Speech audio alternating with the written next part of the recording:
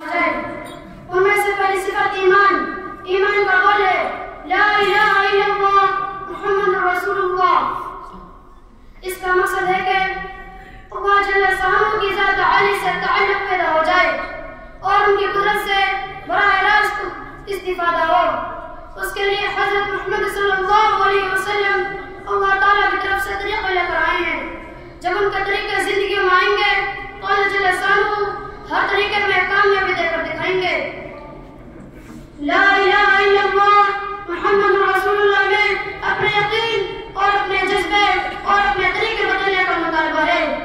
یقین کی تبدیلی پر ہی اللہ پاک اس زمین و آسمان سے کئی گنا زیادہ بڑی جنت عطا فرمائیں گے۔ جن چیزوں میں سے یقین نکل کر اللہ کی ذات میں آئے گا ان ساری چیزوں کو اللہ پاک مسکر فرما دیں گے۔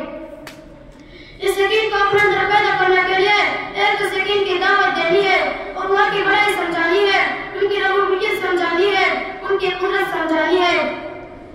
انبیاء کرام علیہ السلام اور صحابہ رضی اللہ عنہم کا واقعہ سنانا ہے، خود تنہائیوں میں بیٹھ کر سوچنا ہے، دل میں اسی یقین کو اتارنا ہے جس کی مجمع ہمیں دعوت دی ہے، یہی حق ہے، اور پھر رو کر دعا مانگنی ہے کہ اے اللہ اس یقین کی حقیقت سے نواز دے۔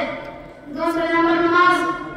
اللہ جل شانہ کی قدرت سے براہ راست فائدہ حاصل کرنے کے لیے نماز کا عمل دیا گیا ہے۔ سر سے لے کر پیر تک اللہ کی رضا والے مخصوص طریقے پر پابندیوں کے ساتھ اپنے کو استعمال کرو۔